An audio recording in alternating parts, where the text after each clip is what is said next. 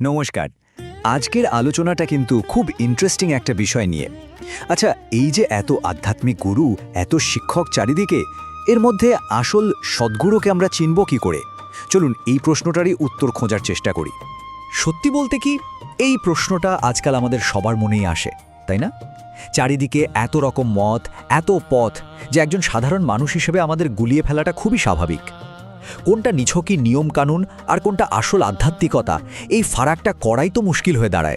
আর সমস্যাটা আরও বেড়ে যায় যখন দেখি অনেকেই ধর্মকর্ম করছেন শুধু পার্থিব কিছু পাওয়ার আশায়। মানে মন্ত্র পড়ছেন, কিন্তু তার আসল অর্থটা কি তা নিয়ে হয়তো ভাবছেনই না। তাদের লক্ষ্যটা ঈশ্বর লাভ নয়, বরং হয়তো নিজের বা ছেলেমেয়ের ভালো চাকরি বা অন্য কোনো জাগতিক সাফল্য। এর ফলে কি হয়? আধ্যাত্মিকতার বদলে মনে জন্মায় অহংকার আর আরও বেশি কনফিউশন। তো এই যে আধুনিক যুগের একটা জটিলতা, এখান থেকে বেরোনোর উপায়টা কি? মজার বিষয় হলো, উত্তরটা কিন্তু নতুন কিছু নয়। হাজার হাজার বছর ধরে আমাদের শাস্ত্রেই এর স্পষ্ট সমাধান দেওয়া আছে। চলুন একবার শাস্ত্রের দিকেই তাকানো যাক। প্রকৃত গুরু আসলে কে? সবার আগে চলুন গুরু শব্দটাকেই একটু ভেঙে দেখি। এটা দুটো সংস্কৃত অংশ দিয়ে তৈরি। গু, যার মানে হলো অন্ধকার। কিসের অন্ধকার? অজ্ঞানতার অন্ধকার। আর রু মানে যিনি সেটাকে দূর করেন। তাহলে পুরো মানেটা কি দাঁড়ালো? গুরু হলেন তিনি, যিনি নিজের জ্ঞানের আলো দিয়ে শিষ্যের মনের অজ্ঞানতার অন্ধকারকে দূর করে দেন। কি অসাধারণ একটা অর্থ, তাই না? যোগশিখা উপনিষদের এই শ্লোকটা দেখুন। এখানে গুরুর স্থানকে কি অসাধারণভাবে তুলে ধরা হয়েছে। বলা হচ্ছে, গুরুই ব্রহ্মা, গুরুই বিষ্ণু, আবার গুরুই স্বয়ং মহেশ্বর। কেন এমন বলা হচ্ছে? কারণ একজন সদ্গুরু শিষ্যের মধ্যে নতুন করে ভালো গুণ বা সদ্গুণের সৃষ্টি করেন, ঠিক ব্রহ্মার মতো। তিনি আবার সেই জ্ঞানকে পালন করেন বিষ্ণুর মতো। আর শিষ্যের যা কিছু খারাপ, যা কিছু নেতিবাচক, সেগুলোকে ধ্বংস করে দেন ঠিক শিবের মতো। আচ্ছা, তাহলে শাস্ত্রমতে একজন সদ্গুরুর মধ্যে ঠিক কি কি গুণ থাকা দরকার? চলুন এবার সেই বিষয়টায় আসা যাক। এটাকে বলতে পারেন একজন আসল আধ্যাত্মিক শিক্ষককে চেনার একটা গাইডলাইন বা চেকলিস্ট। যেমন ধরুন, দ্বয়োপনিষদে বলা হয়েছে, প্রথমত তার শাস্ত্র আর বেদ সম্পর্কে গভীর জ্ঞান থাকতে হবে, শুধু পুঁথিগত বিদ্যা নয়, সত্যিকারের উপলব্ধি। দ্বিতীয়ত, তার মনে কারো জন্য কোনো হিংসা, দেশ বা জেলাসি থাকবে না। তার চরিত্র হবে একেবারে নিষ্কলুষ, কাঁচের মতো স্বচ্ছ। আর খুব জরুরি দুটো বিষয় হলো, তিনি নিজের গুরুর প্রতি একনিষ্ঠ হবেন এবং তিনি যা বলেন, যা উপদেশ দেন, সেটা তিনি নিজেও অক্ষরে অক্ষরে পালন করবেন। কুলার্ণবতন্ত্রে তো আরও পরিষ্কার করে দেয়া হয়েছে, একদিকে সদ্গুরু আর অন্যদিকে ভণ্ড শিক্ষক। পার্থক্যটা একেবারে সাদা আর কালোর মতো। দেখুন, একজন ভণ্ড শিক্ষক কি করেন? তিনি শিষ্যের টাকা পয়সা হাতিয়ে নেন আর তার মনে আরও বেশি করে অহংকার আর বিভ্রান্তি ঢুকিয়ে দেন। আর ঠিক তার উল্টো দিকে একজন সদ্গুরু কি করেন? তিনি নিঃস্বার্থভাবে শিষ্যের কষ্ট দূর করেন আর তাকে পরম সত্যের পথ দেখান। মানে একজন বাঁধেন, আরেকজন মুক্তি দেন। আনন্দ রামায়ণে কিছু রেড ফ্ল্যাগের কথা বলা হয়েছে। মানে এই লক্ষণগুলো যদি কারো মধ্যে দেখেন, তাহলে বুঝবেন তিনি গুরু হওয়ার যোগ্যই নন।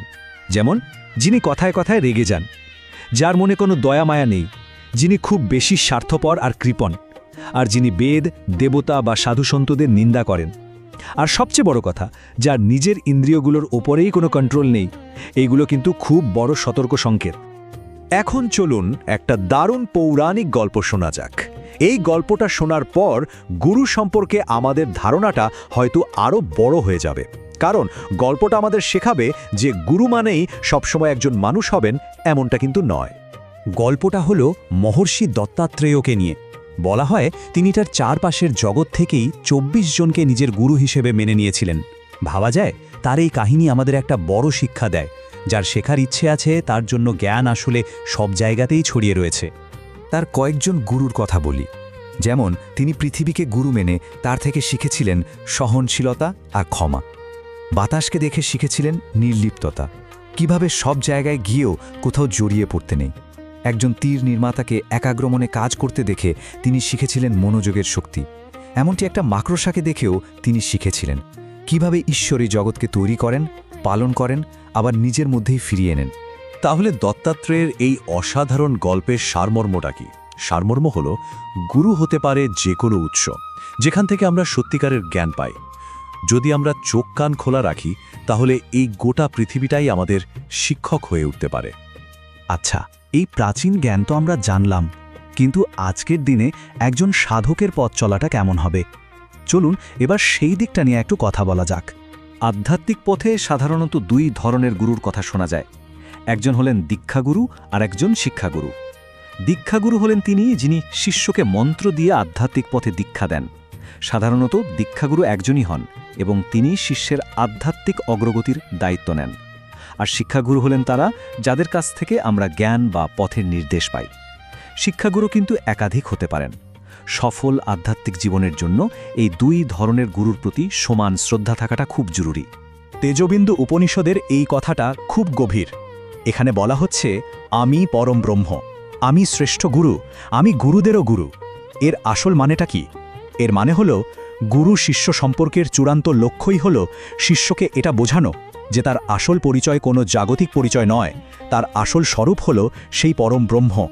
যখন শিষ্য এটা উপলব্ধি করে, তখন সে নিজেই নিজের পথ প্রদর্শক হয়ে ওঠে। আর ঠিক এখানেই অন্তর্গুরু বা ভেতরের গুরুর ধারণাটা আসছে। বাইরে যে গুরুকে আমরা দেখি, তার আসল কাজটাই হলো আমাদের ভেতরের দিকে তাকাতে শেখানো, আমাদের নিজের ভেতরে যে দিব্য চেতনা ঘুমিয়ে আছে সেটাকে জাগিয়ে দেওয়া। একবার সেই চেতনা জেগে উঠলে সেটাই আমাদের ভেতর থেকে পথ দেখাতে শুরু করে। সেটাই আমাদের আসল অন্তর্গুরু। তাহলে সব শেষে আমরা এই প্রশ্নটা নিয়েই ভাবতে পারি, আমাদের সবচাইতে বড় পথ প্রদর্শক, আমাদের শ্রেষ্ঠ গুরু, তিনি কি আসলেই আমাদের নিজের ভেতরেই বস করছেন? এই প্রশ্নটার উত্তর খোঁজার দায়িত্ব আমাদের প্রত্যেকের নিজের। নমস্কার।